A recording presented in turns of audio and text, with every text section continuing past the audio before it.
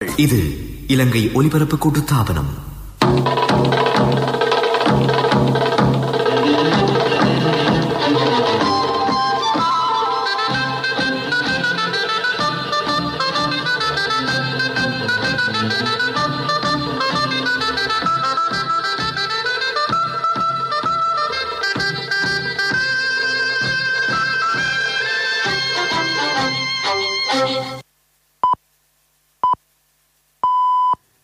நேரம் 12:45. இலங்கை ஒலிபரப்பு கூட்டுத்தாபனம் செய்திகள். செய்தி ஆசிரியர் ஃபஸ்ஹான் நவாஸ். வாசிப்பவர் நாகபூஷணி. உயிர்த்த ஞாயிறு தாக்குதல் தொடர்பான ஆணைக்குழுவின் அறிக்கை பற்றி பாராளுமன்ற விவாதத்தை நடத்த முடியும் என ஊடக அமைச்சர் அறிவித்துள்ளார். கோவேக்ஸ் வசதிகளின் கீழ் 28 மில்லியன் தடுப்பூசிகளை கொள்வனவு செய்ய அமைச்சரவை அங்கீகாரம். பெரும்போக நெல் கொள்வனவின் போது போட்டித்தன்மையுடன் விலையை பேண நடவடிக்கை. பாகிஸ்தான் பிரதமர் இன்று பிற்பகல் இலங்கை வரவுள்ளார். அமெரிக்காவில் கொரோனா மரணங்களின் எண்ணிக்கை 5 லட்சத்தை தாண்டியுள்ளது. உயிர்த்த ஞாயிறு தாக்குதல் தொடர்பான அறிக்கை பற்றி எதிர்க்கட்சி பாராளுமன்ற விவாதம் ஒன்றை கோருமாயின் பாராளுமன்ற சம்பிரதாயங்களுக்கு அமைய அது பற்றி செயற்பட முடியும் என்று அமைச்சர் கெஹலிய ரமுக்வெல்ல தெரிவித்திருக்கிறார். இந்த அறிக்கை நேற்று அமைச்சரவையில் சமர்ப்பிக்கப்பட்டது. இது பாராளுமன்றத்திலும் சமர்ப்பிக்கப்படவிருப்பதாக அமைச்சர் கூறினார். இதனைத் தொடர்ந்து இந்த அறிக்கை பொது ஆவணமாக மாற்றப்படும் எனவும் அவர் குறிப்பிட்டார். இதுபற்றி பகுப்பாய்வு செய்யும் சந்தர்ப்பங்களும் காணப்படுவதாக அவர் தெரிவித்தார். அமைச்சரவை முடிவுகளை அறிவிக்கும் செய்தியாளர் மாநாட்டில் அவர் கருத்து தெரிவித்தார். இந்த அறிக்கையின் முக்கிய சிக்கலான விடயங்களை ஆராய்வதற்காக ஜனாதிபதி அமைச்சரவை குழு ஒன்றை நியமித்திருப்பதாகவும் அவர் குறிப்பிட்டார். அரசியல் ஆணைக்குழுவின் அறிக்கை பற்றிய ஆணைக்குழுவின் அறிக்கை தொடர்பில் சட்டத்தை அமுல்படுத்தும் நிறுவனங்களுக்கு அனாவசிய அழுத்தங்கள் பிரயோகிக்கப்படுவதில்லை என்று இணை அமைச்சரவை பேச்சாளர் ரமேஷ் பத்திரன இதன்போது தெரிவித்தார். நாட்டின் மொத்த சனத்தொகையில் 1,40,00,000 பேருக்கு கொரோனா தடுப்பூசியை ஏற்றுவது இலக்காகும். 28 மில்லியன் கோவேக்ஸ் தடுப்பூசிகளை கொள்வனவு செய்ய எதிர்பார்த்துள்ளதாகவும் அவர் கூறினார். இதேவேளை பத்திரிகை பேரவை சட்டத்தில் திருத்தங்கள் மேற்கொள்வது பற்றி ஊடகவியலாளர்கள் அமைச்சர்களிடம் கேள்வி எழுப்பினார்கள். இதற்கு பதிலளித்த அமைச்சர் கெஹலிய ரமுக்வெல்ல ஊடகங்களை கட்டுப்படுத்தும் எந்த எண்ணமும் அரசாங்கத்திற்கு இல்லை என வலியுறுத்தினார். ஊடக சுதந்திரம் உட்பட தனிமனித சுதந்திரங்களை பாதுகாக்கும் பொறுப்பு அரசாங்கத்திற்கு இருப்பதாகவும் அமைச்சர் இதன்போது வலியுறுத்தி கூறினார். உயிர்த்த ஞாயிறு தாக்குதல் தொடர்பான ஜனாதிபதி ஆணைக்குழுவின் அறிக்கை சபாநாயகர் மஹிந்த யாப்பா அபிவர்தனவிடம் கையளிக்கப்பட்டிருக்கிறது. ஜனாதிபதியின் சட்டத்துறை தொடர்பான பணிப்பாளர் நாயகம் ஹரிகுப்தா ரோஹணதீர சபாநாயகரிடம் இந்த அறிக்கையை இன்று கையளித்தார். 2020-2021 ஆண்டுகளுக்கான பெரும்போக நெல் கொள்வனவின் போது தனியார் துறையோடு போட்டித்தன்மையுடன் செயற்படுவதற்கு தீர்மானிக்கப்பட்டுள்ளது. தற்சமயம் அரசாங்கம் வழங்கும் ₹50 உத்தரவாத விலையை தனியார் துறைக்கும் பொருந்தும் விதத்தில் முன்னெடுத்துச் செல்ல அரசாங்கம் எதிர்பார்த்துள்ளது. இதன் மூலம் விவசாயிகளுக்கான உர மானியம் நிறுத்தப்பட மாட்டாது என அமைச்சர் கெஹலிய ரமுக்வெல்ல இன்று இடம்பெற்ற செய்தியாளர் மாநாட்டில் தெரிவித்தார். இந்த விலைக்கு விவசாயிகளிடமிருந்து நெல் கொள்வனவு செய்யப்பட்டாலும் ₹98 என்ற உத்தரவாத விலையில் அரிசியை மக்களுக்கு வழங்க அரசாங்கம் நடவடிக்கை எடுத்துள்ளது. பாகிஸ்தான் பிரதமர் இம்ரான்கான் இன்று பிற்பகல் இலங்கை வரவிருக்கிறார். பிரதமர் மஹிந்த ராஜபக்சவின் அழைப்பிற்கமைய பாகிஸ்தான் பிரதமர் இலங்கைக்கான 2 நாள் விஜயத்தை மேற்கொள்ளவிருக்கிறார். ஜனாதிபதி கோட்டாபய ராஜபக்ச, பிரதமர் மஹிந்த ராஜபக்ச ஆகியோரை அவர் சந்தித்து பேசவுள்ளார். வர்த்தகம், முதலீடு, ராஜதந்திர தொடர்புகள் உட்பட பல்வேறு விடயங்கள் பற்றியும் இதன்போது ஆராயப்படவிருப்பதாக வெளிவிவகார அமைச்சு வெளியிட்டுள்ள அறிக்கையில் தெரிவிக்கப்பட்டிருக்கிறது. பாகிஸ்தான் வெளிவிவகார அமைச்சர் ஷா மஹமூத் குரைசி மற்றும் பாகிஸ்தான் முதலீட்டாளர்கள் உட்பட பலரும் இந்த விஜயத்தில் இணைந்து கொள்ளவிருக்கிறார்கள். காடுகளை வெட்டி சுற்றாடலை அழிப்பதற்கு அரசாங்கம் எவருக்கும் அனுமதி வழங்கவில்லை என சுற்றாடல் அமைச்சர் மஹிந்த அமரவீர தெரிவித்திருக்கிறார். சட்டவிரோதமான முறையில் காடுகளை அழிப்போருக்கு எதிராக ஜனாதிபதியின் பணிப்புரைக்கமைய சட்ட நடவடிக்கை எடுக்கப்படவிருக்கிறது. சுற்றாடலை பாதுகாக்கும் வேலைத்திட்டத்தை அரசாங்கம் முன்னெடுப்பதாகவும் அவர் கூறினார்.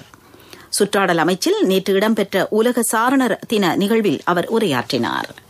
நீங்கள் கேட்டுக்கொண்டிருப்பது இலங்கை ஒலிபரப்பு கூட்டுத்தாபனத்தின் செய்திகள். HDFC ஸ்மார்ட் கோல்ஸ் குறுகிய காலத்தில் பெரிய பெரிய டார்கெட்டுகள்.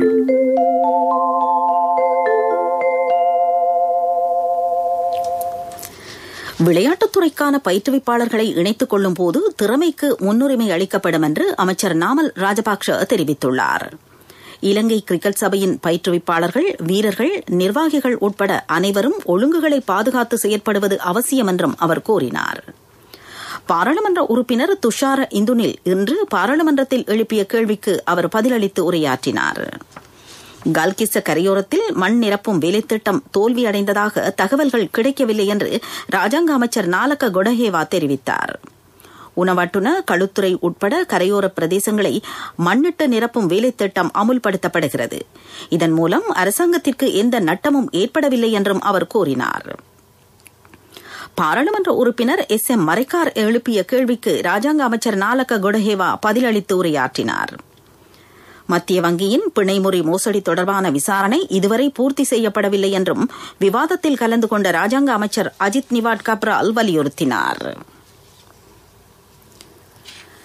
தமிழ் மக்களின் பிரச்சினைகளை முன்வைத்து ஜெனீவாவில் அரசியல் வியாபாரம் மேற்கொள்ளப்படுவதாக கல்வி அமைச்சின் போஷாக்கு துறைக்கான ஆலோசகர் டாக்டர் கிருஷாந்த் ராஜசுந்தரம் தெரிவித்துள்ளார். தமிழ் மக்களின் பிரச்சினைகள் வேறு என்றும் அரசியல் தலைவர்களின் பிரச்சினைகள் வேறு எனவும் அவர் வலியுறுத்தியுள்ளார்.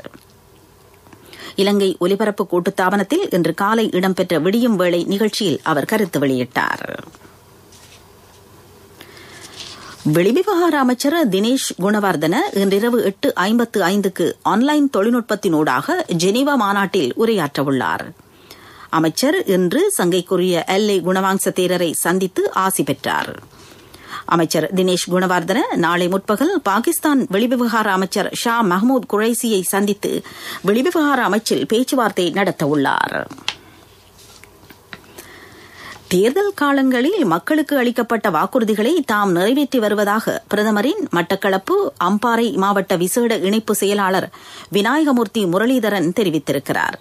கல்வி, போக்குவரத்து, கிராமிய உட்கட்டமைப்பு, வேலைவாய்ப்பு, பெண் தலைமைத்துவ குடும்பங்களின் வாழ்வாதாரத்தை மேம்படுத்துதல், சுய தொழில் என்பன பிரதானமானவையாகும்.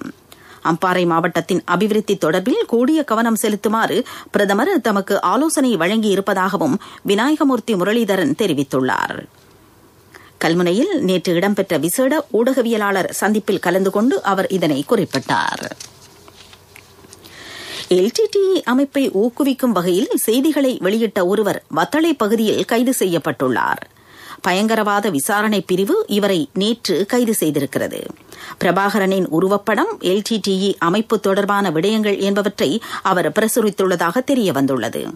அவரது கைத்தொலைபேசிகளை பரிசோதிக்கும் போது LTTE அமைப்பின் பயங்கரவாத செயற்பாடுகளை ஊக்குவிக்கும் படைப்புகள் இருந்தமை தெரியவந்துள்ளது.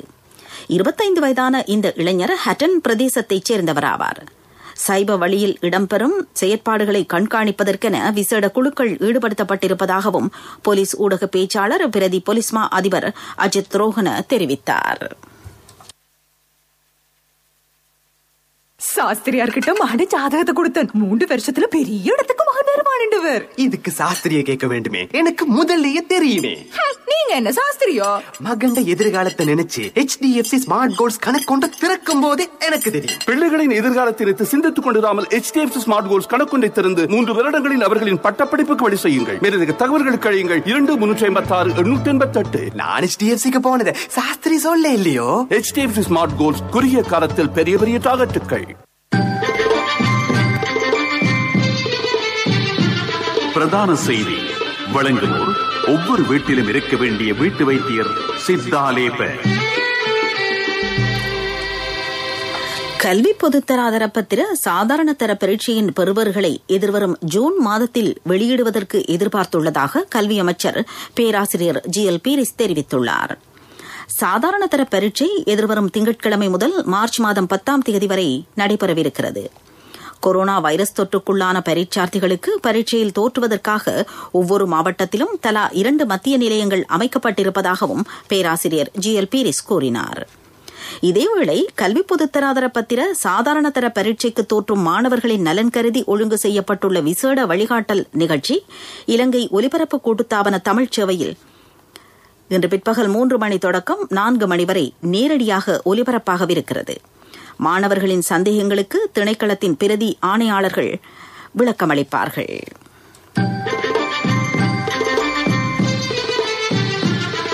பிரதான செய்தி வழங்கியோர் ஒவ்வொரு வீட்டிலும் இருக்க வேண்டிய வீட்டு வைத்தியர் சித்தாலேபன். உங்கள் கவனத்திற்கு தெரணியகல மாவட்ட வைத்தியசாலைக்கு முன்பாக உள்ள வீதியில் கட்டாக்காலி மிருகங்களின் தொல்லைகள் அதிகரித்திருப்பதாக மக்கள் கவலை வெளியிட்டுள்ளார்கள். இதனால் நோயாளர்களும் வைத்தியசாலைக்கு செல்வோரும் பாடசாலை மாணவர்களும் கூடுதலாக பாதிக்கப்பட்டுள்ளார்கள். இதுபற்றி உரிய அதிகாரிகள் கவனம் செலுத்த வேண்டும் என்பது மக்களின் கோரிக்கையாகும். தெரணியகல பிரதேச சபையின் கவனத்திற்கு இந்த விடயத்தை சுட்டிக்காட்டுகிறோம். Peoples leasing புரட்சியுடன் இணையுங்கள். மகத்தான வட்டி குறைப்புடன் இணையற்ற லீசிங் தவணைகள். விவரங்களுக்கு அருகில் உள்ள பீப்பிள்ஸ் லீசிங் கிளைக்கு வாருங்கள் அல்லது அலைங்கள் 01122600. பீப்பிள்ஸ் லீசிங், நம்பிக்கையின் முதல்வன். உலகச் செய்திகள் அனுசரணை வழங்குவோர் பீப்பிள்ஸ் லீசிங், நம்பிக்கையின் முதல்வன். அமெரிக்காவில் மொத்த கொரோனா மரணங்களின் எண்ணிக்கை 5 லட்சத்தை தாண்டியிருக்கிறது. இது மனதை உறுத்தும் மைல்கல்லாகும் என்று அமெரிக்க ஜனாதிபதி ஜோ பைடன் தெரிவித்துள்ளார். கொரோனாவினால் நாடொன்றில் ஏற்பட்ட ஆக கூடுதலான மரணங்களின் எண்ணிக்கை இதுவாகும். தேசம் என்ற வகையில் அமெரிக்கர்களால் இவ்வாறான ஒரு தலைவிதியை ஏற்றுக்கொள்ள முடியாதென்றும் ஜனாதிபதி ஜோ பைடன் அறிவித்துள்ளார். முன்னாள் ஜனாதிபதி டொனால்டு டிரம்பின் முறையற்ற செயற்பாடுகள் அமெரிக்காவில் கூடுதலான கொரோனா மரணங்களுக்கான காரணமாகும் என்று அரசியல் விமர்சகர்கள் அறிவித்திருக்கிறார்கள்.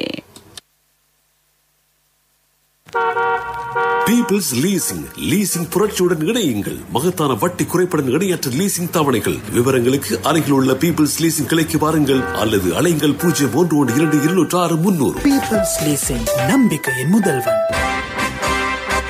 அபிவிருத்தி செய்திகள். கோவிட்-19 வைரஸ் பரவலுக்கு மத்தியிலும் நாட்டின் பொருளாதாரம் ஸ்திர நிலையில் காணப்படுவதாக ராஜாங்க அமைச்சர் சிறிபால கம்லத் தெரிவித்துள்ளார். கொரோனா உட்பட பல்வேறு சவால்களுக்கு மத்தியில் நாட்டின் உட்கட்டமைப்பு வசதிகளை அபிவிருத்தி செய்ய தேவையான நடவடிக்கைகள் எடுக்கப்பட்டிருப்பதாகவும் அவர் கூறினார். விளையாட்டுச் செய்திகள். இலங்கை T20 கிரிக்கெட் அணியின் தலைவராக தசுன் சானக்க நியமிக்கப்பட்டுள்ளார். லசித் மாலிங்கவுக்கு பதிலாக தசுன் சானக்க நியமிக்கப்பட்டிருக்கிறார். தசுன் சானக்க 2019 ஆண்டில் பாகிஸ்தான் அணியுடன் இடம்பெற்ற T20 சுற்றுத் தொடரின் போது இலங்கை அணிக்கு தலைமை தாங்கினார். லங்கா பிரீமியர் லீக் சுற்றுத் தொடரின் தம்புள்ள விக்கின் பிரான்சைஸ் அணியை அவர் வழிநடத்தினார். மேற்கிந்திய தீவுகள் அணியுடன் இடம்பெறவுள்ள T20 சுற்றுத் தொடரில் அவர் இலங்கை அணியை வழிநடத்தவிருக்கிறார். 1ஆம் தரத்திற்கு சேரவிருக்கும் சின்னம் சிறார்களுக்கு தேசிய சேமிப்பு வங்கியின் ஹப்பன் கணக்கினூடாக 1000 ரூபாய் சேமிப்பு. நாடு தழுவிய பரந்த கிளைகள் மற்றும் உப தபால் காரியாலய வலையமைப்பினூடான கொடுக்கல் வாங்கல் செய்யும் வசதி. வர்த்தக செய்தி அனுசரணை. தேசிய சேமிப்பு வங்கி, உங்கள் பணத்திற்கு பாதுகாப்பான இடம். HSBC என்று அழைக்கப்படும் ஹாங்காங் ஷங்காய் வங்கி மேற்குலகில் இருந்து கிழக்கு பிராந்தியங்கள் மீது முதலீடுகளை நகர்த்த எதிர்பார்த்துள்ளது. ஆசிய பிராந்தியத்தில் 6 பில்லியன் அமெரிக்க டாலர்களை முதலீடாக மேற்கொள்ள HSBC வங்கி திட்டமிட்டுள்ளது. சிங்கப்பூர், சீனா, ஹாங்காங் ஆகிய பங்குச் சந்தைகளில் ஏற்பட்டுள்ள கூடுதலான வளர்ச்சியை கருத்தில் கொண்டு HSBC வங்கி இந்த தீர்மானத்தை எடுத்திருக்கிறது. வர்த்தக செய்தி அனுசரணை. தேசிய சேமிப்பு வங்கி, உங்கள் பணத்திற்கு பாதுகாப்பான இடம். 2021 ஆண்டில் 1ஆம் தரத்திற்கு சேரவிருக்கும் சின்னம் சிறார்களுக்கு தேசிய சேமிப்பு வங்கியின் ஹாப்பன் கணக்கினூடாக 1000 ரூபாய் சேமிப்பு. அதிக வட்டி வீதம், சேமிப்பு கணக்கிற்கு 100% அரசு பாதுகாப்பு, புலமை பரிசில் பரீட்சைக்கான முன்னோடி வினாப்பத்திர கொத்து உட்பட நாடு தழுவிய பரந்த கிளைகள் மற்றும் உப தபால் காரியாலய வலையமைப்பினூடான கொடுக்கல் வாங்கல் செய்யும் வசதி. நீங்களும் இன்றே உங்கள் செல்ல பிள்ளையின் எதிர்காலத்திற்காக ஹப்பன் கணக்கொன்றினை ஆரம்பியுங்கள். நிபந்தனைகளுக்கு உட்பட்டது. உங்கள் பணத்திற்கு பாதுகாப்பான இடம் தேசிய சேமிப்பு வங்கி. பொருளாதார செய்திகள் அனுசரணை. இப்போதான் சந்தோஷமா பள்ளிக்கூடம் போறாள். எல்லாம் நீங்க சைக்கிள் வாங்கி கொடுத்ததால. LOLC கிரெடிட் கார்டு இருந்ததால நினைச்ச உடனே வாங்கி கொடுக்க கூடியதா இருந்துச்சு. LOLC ஃபைனான்ஸ் கடன் அட்டை உங்களை மேலும் உயர்த்திட. இலங்கையின் பொருளாதார வளர்ச்சி இந்த ஆண்டில் 3.6% இருக்கும் என்று பிரபல தரப்படுத்தல் நிறுவனமான ICRA லங்கா தரப்படுத்தல் நிறுவனம் அறிவித்திருக்கிறது. எதிர்வரும் 4 ஆண்டுகளில் நாட்டின் பொருளாதார வளர்ச்சி வேகம் 4% இருக்கும்.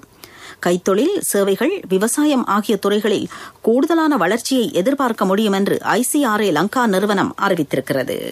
அண்ணா, 30 நீங்க மகளுக்கு தங்கம் வாங்குவீங்கன்னு நான் எதிர்பார்க்க இல்ல. எந்த தங்கத்துக்கு தங்கம் கொடுக்க முடிஞ்சது எந்த LOLC கிரெடிட் கார்டு இருந்ததால. LOLC ஃபைனான்ஸ் கடன் அட்டை உங்களை மேலும் உயர்த்திட. காலநிலை அறிக்கை. மேற்கு சபரகமோ மாகாணங்களிலும் காலி, மாத்தறை, கண்டி மாவட்டங்களிலும் இரவு நேரங்களில் அல்லது மாலை வேளையில் மழை பெய்யும் சாத்தியம் காணப்படுவதாக வளிமண்டலவியல் திணைக்களம் அறிவித்துள்ளது. இந்த பிரதேசங்களில் 50 மில்லிமீட்டர் மழை வீழ்ச்சி எதிர்பார்க்கப்படுகிறது. கிழக்கு, ஊவா, வடமத்திய மாகாணங்களிலும் மாத்தளை, நுவரெலியா மாவட்டங்களிலும் இடியுடன் கூடிய மழை பெய்யும் சாத்தியம் காணப்படுவதாக திணைக்களம் வெளியிட்டுள்ள அறிக்கையில் குறிப்பிடப்பட்டுள்ளது. காலநிலை அறிக்கை கேட்டீர்கள். இனி மீண்டும் தலைப்புச் செய்திகள். உயிர்த்த ஞாயிறு தாக்குதல் தொடர்பான ஆணைக்குழுவின் அறிக்கை பற்றி பாராளுமன்ற விவாதத்தை நடத்த முடியும் என ஊடக அமைச்சர் அறிவித்துள்ளார். கோவேக்ஸ் வசதிகளின் கீழ் 28 மில்லியன் தடுப்பூசிகளை கொள்வனவு செய்ய அமைச்சரவை அங்கீகாரம். பெரும்போக நெல் கொள்வனவின் போது போட்டித்தன்மையுடன் விலையை பேண நடவடிக்கை. பாகிஸ்தான் பிரதமர் இன்று பிற்பகல் இலங்கை வரவுள்ளார். அமெரிக்காவில் கொரோனா மரணங்களின் எண்ணிக்கை 5 லட்சத்தை தாண்டியுள்ளது. இத்துடன் செய்திகள் முடிவடைந்தன.